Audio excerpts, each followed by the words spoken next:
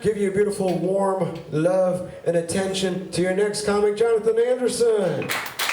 Yeah, I'm moving to New York. Moving to Williamsburg, Brooklyn. One person has been there, that's fun. I told my mom that, and she is convinced I'm going to get mugged every day that I live there.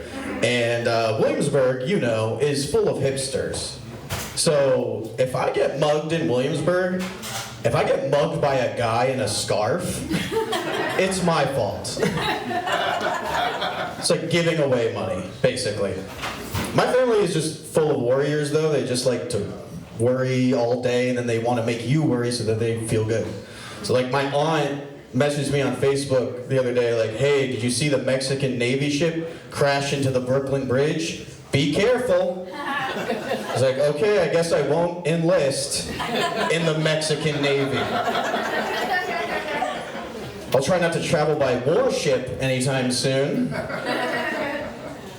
Having a good day though. Today actually marks the 1-year anniversary of when I decided to quit gambling. So I haven't gambled in 1 whole year. Yeah. So I'm finally at a point where I can enjoy dogfighting for the sport, you know? Inspirational. Had kind of a weird day yesterday. Went to dinner with my girlfriend's parents for the first time, and it was going really well until about halfway through the dinner. I think I'm making a good first impression. Her father leans in to tell me that he hates PDA. So I took my foot off his cock. Boomers, am I right? Can't live with them and you can't jerk them off with your feet. You know what I'm saying, man. Okay, well maybe the next one. You guys ever had sex? Is this a relatable premise? You guys have sex? Show of hands? None of you. Okay, these jokes are gonna fall on virgin ears. That sucks. Okay, let's, I'll try to get a little more honest. I'm gonna ask everyone in the room the age they lost their virginity, and you just yell it back all at once. But and some of you have an answer in your head right now. Delete that one and then give me the real one, okay? Ready? On the count of 3, when did you lose your virginity? 1, 2, 3. 42? So, I heard 12? Someone call the police. I forget how Catholic Massachusetts is. 12. Sorry that happened to you. Anyway, back to fun.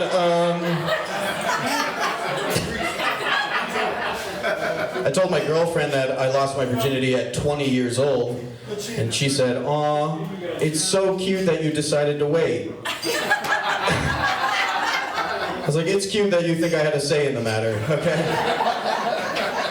The girls in my hometown decided it'd be best I wait. I was also a late bloomer because I was raised in a conservative Christian cult. Less relatable comedy. And so my sex education growing up was just like a youth pastor writing hell on a chalkboard over and over. And that means there was a lot I didn't know about sex growing up.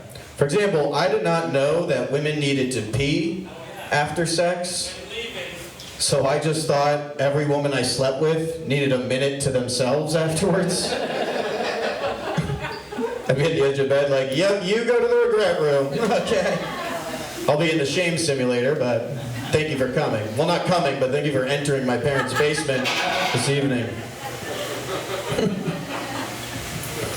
Me and my girlfriend do this fun thing in the bedroom called role play. You guys ever tried that? Yeah. Yep. Well, none of you had sex. What am I talking about? Do this fun thing called role play where the way we do it is my girlfriend plays herself and I play a guy comfortable taking his shirt off in front of someone. Daddy's got acting range. I don't like that you looked me up and down and then started to laugh. Okay.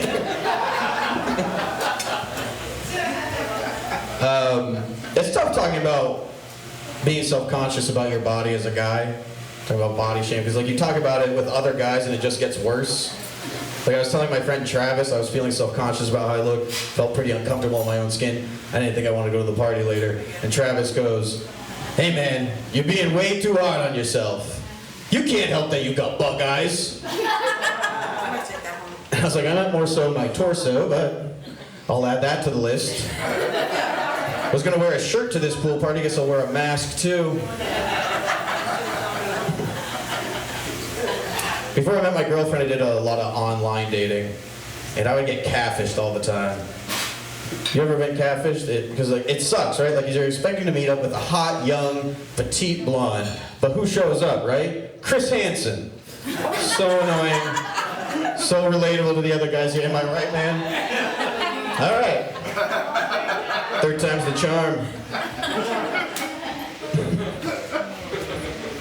I was raised with a homophobic dad. Anyone else grow up in America? My dad was so homophobic. How homophobic was he? My dad was so homophobic that he told me that gay people had demons inside of them that made them gay. Any gay people here tonight? Okay, then I guess we'll just accept that as true and keep moving. They got demons. Anyway, just wanted to bring that up. But I tried to defend gay people, tried to be a good little ally when I was in middle school and tried to defend them to my father. So I tried to think of the best gay person I knew at that time, and I think we can all agree that at that time it was Ellen DeGeneres. So my defense for gay people was, really, Dad? You think Ellen DeGeneres could be a bad person? Then a few years went by, and he sent me the link to an article, and a homophobic clock is right twice a day. I guess this is the point of that show. What was my first gay experience? Great question, sir. I was on the way to my Christian school on our bus, and this kid Joshua sat next to me, and he leaned over and he said, "Hey, we should kiss with tongue." Pretty good pickup line. Write that down. Right to the point, lets me know what he's into, not gonna be surprised by anything. And I figured, you know what, I might as well do it, because I was bored, you know? And this was before phones, and what are phones for if not to distract us from our gay thoughts, right, fellas? I don't even want to come over again. Like Spotify was down for an hour last week, and I downloaded Grindr right away. That's balance. So I'm about to kiss this little boy with tongue. I haven't said that sentence since, and I swear. So I'm about to do it, and my sister is in the row ahead of us on the bus, and she turns around and says, "Hey, boys don't kiss boys." It's like, "Not with you around, you cockblock." Okay. Didn't know the fun police was patrolling this bus. But then my sister goes and tells the pastor of our church what Joshua said.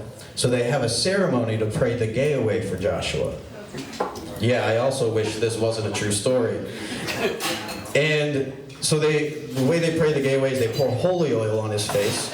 And the holy oil is just Johnson & Johnson baby oil they bought like 30 minutes before the sermon. But they pour it on his face, and I'll never forget how Joshua reacted. He wiped the holy oil off, but he did it like this. He went, "Ugh."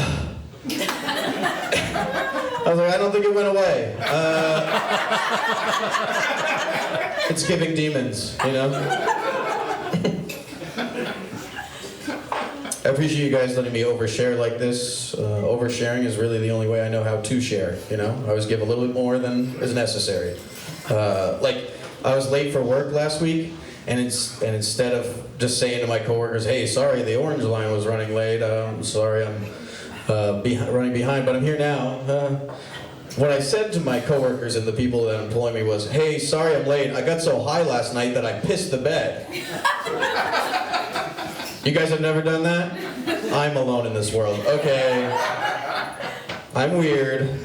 I took a few edibles to calm the voices so I could sleep. I accidentally quieted the voice that tells me when I gotta take a leak, okay? It happens. So I had to clean that up and calm my girlfriend down because I ruined her hair or whatever. And the orange line was down. So. Luckily, my girlfriend is also an oversharer, so to make me feel better about it, she overshared as well. And she said, "Hey, if it makes you feel better as a 29-year-old man who wet the bed, yesterday I had a close call where I almost shit my pants. In fact, a lot got in my underwear." That is not a close call. That is shitting your pants. That's the definition of shitting your pants. Take almost out of that sentence.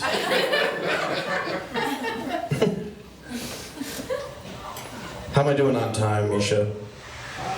Do I have time for one more embarrassing story? Yes? They demand it. One more embarrassing story. Okay, I'll tell you another thing I didn't know about sex growing up. When I was a little kid, I thought that girls had penises too. I thought cocks were something we all had in common. I thought there maybe was like a his and hers for penises, like theirs was pink with a bow on it. It's like a real feminine penis. And I thought that for a long time, until a kid in my neighborhood showed me porn for the first time, and I saw a vagina. And the first words out of my mouth were, "Was she in an accident? Is this military vet porn? What's wrong with you?" I was raised in a Pentecostal Christian church. So we were the kind of Christians that would speak in tongues. You guys familiar with speaking in tongues? Do you guys know anything? Don't have sex, don't do roleplay, no gays, what the fuck? Well, we would speak in tongues. If you don't know what that is, that's when God possesses you in order to speak through you. But because God doesn't know any of our earthly languages, it comes out like somebody doing scat jazz as they fall down the stairs. So you'd be worshiping God, and then all of a sudden you'd be like, "I'm shutting on skibbity bop." And then, because God doesn't have Duolingo or Rosetta Stone or any of that stuff, somebody in the church has to translate for God, and that person usually has their own agenda. So it'll be like, "Oh, skibbity bop. Hey, I think I got that one actually, if you don't mind. God said he wants y'all to come to my birthday party on Saturday, so he also wants y'all to stop calling me immature, okay? For having my 35th birthday party at a trampoline park, all right? I'm not immature, I like to jump with friends. I'm not immature, and stop saying that's why Cheryl left. Okay? Cheryl left because she's having an emotional affair with her physical therapist after she tore her ACL at the trampoline park. So I don't believe in God anymore. Partially because of that, and partially because I'm an adult. I'm Jonathan Anderson. Have a good day. Give it up for Misha.